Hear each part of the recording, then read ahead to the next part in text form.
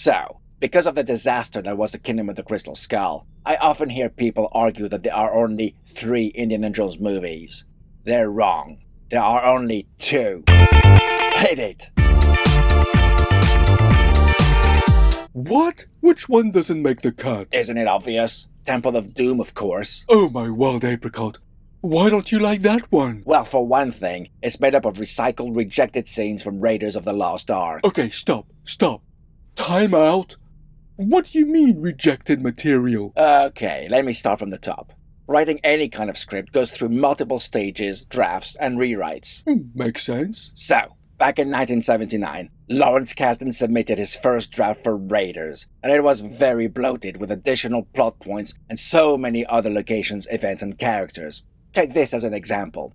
When the government officials went to see Indy to tell him about the Nazis looking for the Ark of the Covenant in Tanis, Indy admits to not knowing much about it and refers them to another professor, Dr. Calvin Stansbury, who they all go and talk to. But in the actual movie, Indy knew enough to tell them what they needed to hear. Exactly. The writer pared down the scene and got rid of a superfluous character to keep the story moving at a good pace. Okay, that makes sense. Over subsequent rewrites, the movie was tightened up and all the extra scenes we never saw ended up in the bin. Okay, but I don't see what that has to do with you not liking Temple of Doom. Because many of these abandoned scenes were resurrected for that movie. Come on, I just can't take your word for it. Give me examples. Oh, you want examples? 'Cause I got examples. So, in the first Raiders draft, Indy finds himself in Shanghai. Using the same location for the start of Temple of Doom isn't really what I'd call recycling. Chill, Gigi, I'm just setting the scene. So he's in Shanghai, looking for half of the staff of Grand Medallion, because in that draft, the artifact was in 2 parts. Okay. He's cornered in a warlord's museum, and to escape, he has to cut down a huge gong and use it to shield himself from gunfire as he runs alongside of it as it rolls down the room, ending up with him jumping out of the window to get away. Remind you of anything? Okay, that's pretty similar, but that's just one scene. That scene's not done yet. Indy's running on the rooftop. He spots a car driven by one of his colleagues and jumps onto it, falling through the roof and ending on the back seat. I guess if they took the start of that scene, they might as well take the rest of it too. Yeah, I guess so. Okay, let's carry on. Indy then travels to Nepal to get the second part of the headpiece, taking a plane to get there. So we're back on track with the actual Raiders movie. Not exactly. Remember, Indy escapes from the clutches of Lao Chi by leaving Shanghai on a plane too.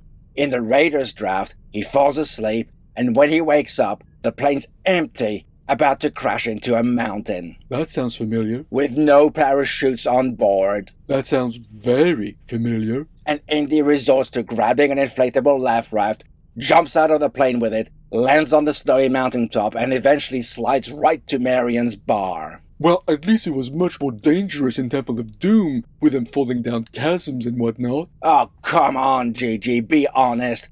This was the exact same concept, and he even ends up right by a village, so the movie can continue. Okay, well, that's just the start of the movie. The rest is pretty original. Yeah, I guess you're right. Until the ending. What about the ending? In the original draft, Indy and Marion escape from the secret Nazi base with the Ark in a mine car, chased by surviving Nazis in another mine car, and a crazy chase ensues. Alright, I concede. They recycled story ideas, but why not?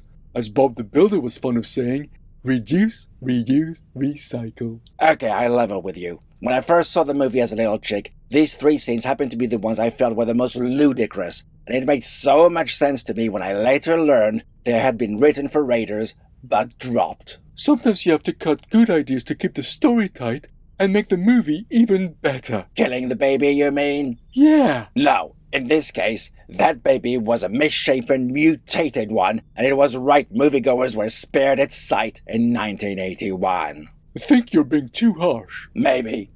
Maybe it's the fact I have sensitive hearing that put me off the movie as Woody Scott screamed so damn much through it. That was to hark back to 1930s damsels in distress. After the feisty Marion who could handle herself in tough situations, that annoying whiny damsel really felt like a step backwards. Plus, did she really have to be so shrill so often? You know, Willie did start off as annoying, it's true. You again. Willie grew during the course of the movie, and you're supposed to like character growth. I do, but this is quite different. And unlike Marion, she didn't get captured all the time. She may have been tough, but Indy always had to rescue her.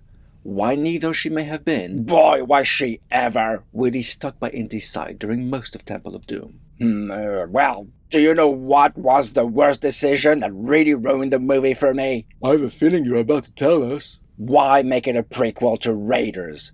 There was really no reason to. Raiders was set in 1936, so why not put Temple of Doom in 1937? It's only a couple of years. What's the difference? The difference being that no matter what happened in the movie, we knew Indy has to survive in 1935 because we already saw his adventures from 1936.